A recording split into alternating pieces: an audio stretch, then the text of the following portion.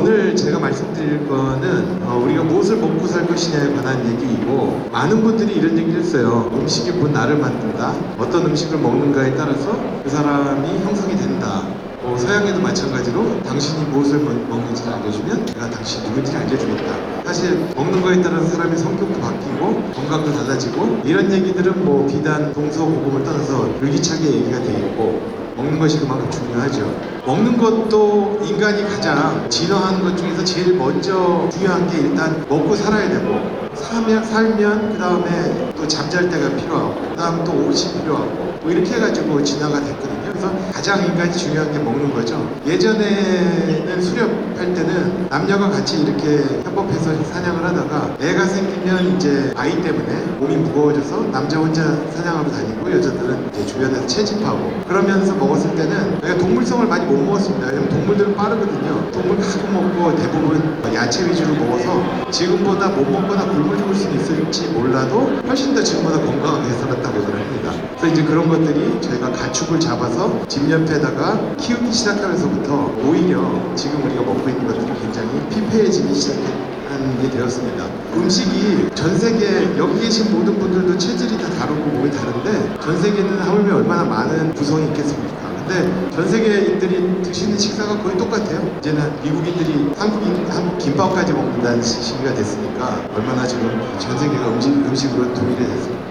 예전보다 평균 섭취 칼로리도 많이 높아졌는데, 실제로 사람들이 여러 가지 음식을 먹지만 먹는 성분들은 비슷합니다. 대부분 동물성 식품, 밀, 쌀, 설탕 요거 위주로 먹고 있어요. 사실 그 나머지 다양한 거 많이 안 드시고 있어서 식재료의 다양성이 많이 부족합니다. 이런 것들 보시면 여러분들 다 드시는 거죠. 또 저희도 식품회사를 하다 보니까 저런 걸 계속 만들고 있는데, 실제로 저거를 내면을 들여다보니까 좀 끔찍합니다. 각각의 문제가 너무 많아요. 일단 물에도, 저희가 앞에 있는 물에도 미세 플라스틱 많습니다. 물에서 먹고 소금에서 먹고, 저희가 1년에 크레딧 카드 12장 먹고 있습니다. 그리고 유제품들도 많고, 왜냐면 지금 우리가 경제 규모를 실현하는 데 있어서 저희가 저런 유가공품이나 우리가 사 먹을 수 있는 경쟁적인 가격을 만들기 위해서는 우리가 축산하고 하는 데 있어서 깨끗하게 할 수가 없습니다. 몰아서 놓고 가두리로 많이 먹이고 막 잠 안 재우고 병 걸릴까봐 항생제 놓고 전 많이 나오라고 수유촉진제 놓고 이래가지고 먹는 거거든요. 그러니까 닭도 여러분들 어디서 1,000원 더 싸게 밤에 배달해 준다 그러면 좋아할 일은 아니에요. 그 닭이 어떻게 자랐을까 생각하면 유쾌한 일은 아닙니다. Everybody, 모든 사람의 몸이 다 다른데 지금은 너무나 똑같은 음식을 먹고 있습니다.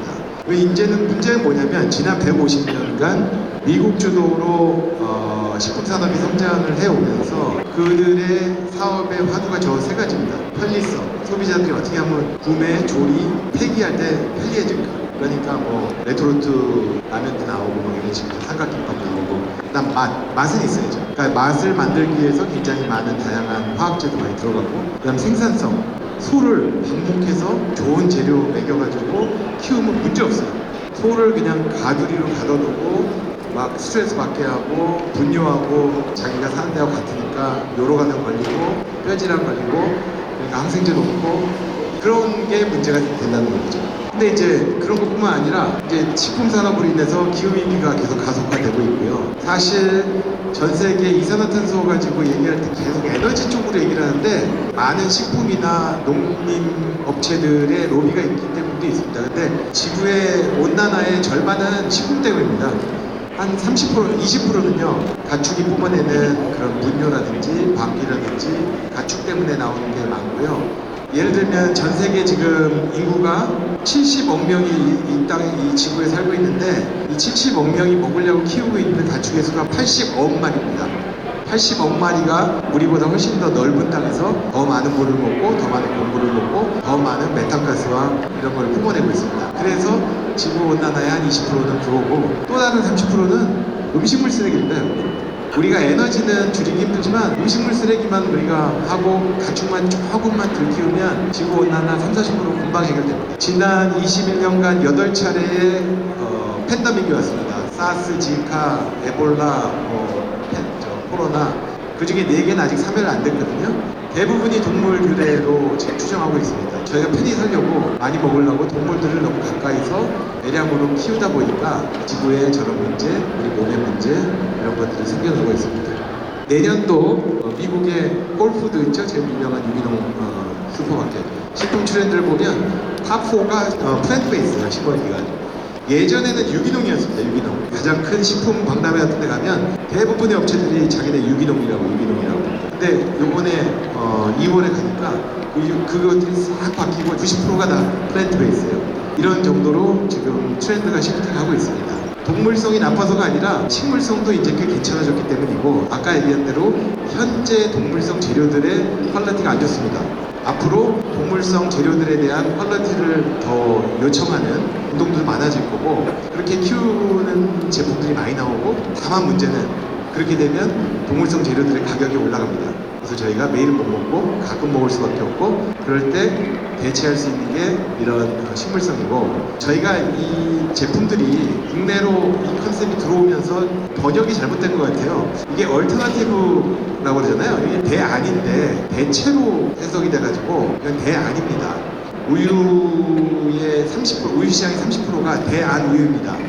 소에서 만든 우유는 70%고요. 나머지가 두유, 귀리유, 보리유 이런 것들입니다. 고기는 이제 시작했거든요. 5년에서 10년 정도 되면 우리가 한 30% 정도는 식물성 기반의 대안 고기들이 될 거고, 나머지 70%는 기존 고기인데 거기서는 아까 말씀드린 대로 훨씬 더 양질의 고기들을 많이 먹을 수도 있겠고, 10년 정도 되면 배양육도 나올 겁니다. 줄기세포를 뽑아서 부위별로 배양을 해서 먹는 게 우리가 살 수 있는 정도의 가격에 시장에 나오지 않을까 이렇게 예상이 됩니다. 점점 식물 기반은 아까 비욘드의 케이스를 봐가지고 쟤네 이제 시장이 죽는 거 아니냐 이렇게 생각하지 마시고 연조하게 성장하고 있고, 대부분 교차 구매입니다. 식물성 사시는 분들이 대부분 동물성을 사고 계세요. 저희도 대한식품을 만들지만 저희의 지향점은 비건이 아닙니다. 평소에 고기를 자주 드시는데 고기는 끊고 싶지 않고, 근데 식물성으로 만든 것들이 거의 고기의 맛과 질감을 나타내기 때문에 난 이걸 먹고도 내가 고기를 먹었을 때의 만족을 느낄 수 있어. 를 하기 위해서 저희가 준비하고 있습니다. 처음에 고기로 시작했는데 아까 보시다시피 식재료들을 쭉 보다 보니까 너무나 문제가 많은 것들이 많이 보였어요. 해산물 쪽도 그렇고, 그 다음에 야채도 그렇고, 유제품도 그렇고. 그래서 저희는 다방면에 대해서 불편한 진실을 이해하고 거기에 대한 대안을 만들고, 그걸 가지고 좀 더 지속 가능한 대한식품을 만들고 있습니다. 한 가지 예를 들면 야채.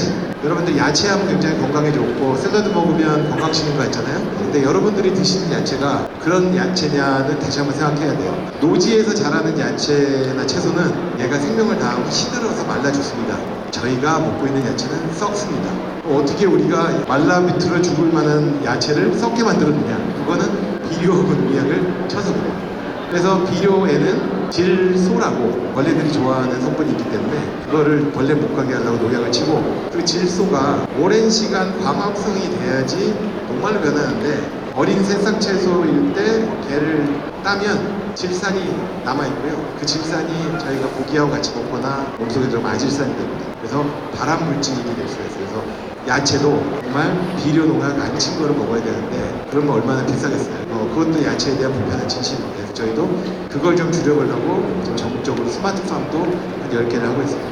보통 이게 이제 대한육 진화의 5단계인데 대부분의 회사들이 3과 4 정도에 있습니다. 지금 글로벌리. 3과 4의 차이 얘기한 거는 3은 조금 아직도 콩치가 나고 질감이 고기 같지 않고, 4 같은 경우는 저희는 이제 최근에 콩치도 안 나고 고기 질감 같이 됐고, 저희가 궁극적으로 지향한 거 5입니다. 5는 뭐냐면 고기와 달리 랩에서 만들어낸 음식이라 여기에 건강기능식을 더 넣을 수 있습니다. 그래서 현재까지 이렇게 다양한 저희가 육가공품, 유제품, 우유, 소스 이런 개발했고, 최근에는 순대도 개발을 했습니다. 상당히 저희가 다양한 걸 개발했고, 오늘은 이제 하나 저희가 이거 관련해서 소개시켜드릴 브랜드는 저희가 아까 먹는 것이 바로 당신이라는 컨셉에서 유아 와춘이라는 브랜드를 하나 만들었고요. 여기 보면 당신이 어떤 사람인지, 무엇을 먹을지, 어떻게 먹을지에 대한 자기의 삶에 대해서 다시 한번 보고 자기가 먹는 거에 대해서 좀 더 컨트롤을 가져가자라는 의미가 있습니다. 요 코엑스 지하에 가시면 바로 이런 레스토랑이 있고요. 저희가 더 어떻게 보면 낯설 수 있기 때문에 더 훨씬 더 친근하게 만들려고 디자인도 그런 쪽으로 준비를 했고, 가시면 여러분들이 가장 익숙한 음식부터 시작했습니다. 저기 있는 짜장면 속에 있는 민스라든지 저 포케에 들어있는 스팸이라든지 나머지 뭐 이런 부분들이 다 플랜트 베이스인데, 아마 가서 드시면 정말 모르실 겁니다. 이게 고기로 만들었지 플랜트로 만드는 거라고 생각하시고, 이제 더 또 편리하게 하려고 저런 걸 가지고 저런 렌지역 간편식 만들었고, 실제로 전 세계적으로 원물을 만든 회사들은 지금 많은데 저렇게까지 제 요리를 만들어 가지고 간편식으로 한 기업은 아직까지 못 봤습니다. 실제로 칼로리도 좀 낮게 만들었고요. 트랜스 지방하고 콜레스테롤도 거의 없게 만들어서 기존에 먹던 라자냐나 파스타나 원천밥, 볶음밥을 먹더라도 훨씬 더 몸도 부었고 훨씬 건강하고, 앞으로 더 다양한 것들 많이 하고 있고요. 가운데 같은 거는 프로틴 건빵이라고 해가지고 저희가 군장병들을 위해 가지고 좀 더 프로틴 강화된 건빵도 만들고 있습니다. 그래서 짧은 시간 하느라고 굉장히 달려왔는데, 우리는 저기 지구와 동물 그리고 사람이 건강하게 행복한 그 사회를 꿈꾸면서 일을 하고 있고, 저희를 통해서 많은 업체들이 같이 경쟁을 들어와가지고 했으면 좋겠습니다. 하나 고무적인 거는 1년 전에 전 세계 최초로 식물성 런천햄, 소위 여러분들이 잘 아시는 스팸이라는 거에 식물성을 저희가 냈거든요. 당시에는 굉장히 디스하시는 분도 많고, 지금 한 3세대까지 오다 보니까 이제는 정말 누구한테 내도 자신 있을 제품이 됐고, 고무적인 거는 그 1년 사이에 미온적이던 풀무원, 동원, 그리고 지난주에는 CJ까지 들어왔습니다. 네, 여러분 이게 굉장히 남다른 게 아닙니다. 예전에 유기농 제품을 드시면 무기농 제품하고 뭐가 많이 틀린가요? 다 거기서 굉장히 그 맛인데 잘할 때 준비할 때 훨씬 더 잘 준비가 된다는 것처럼, 이 플랜트 베이스도 이제 워낙 실력들이 많이 올라와서 동물성을 드시거나 식물성을 드시거나 큰 차이를 못 느낄 정도로 자연스럽게 되면서 시장에서 한 30-40%의 시장 점유율을 꾸준히 앞으로 가는 하나의 그 식품의 섹터가 되리라고 생각을 합니다. 오늘 20분 동안 방에 들어주셔서 감사합니다. 네.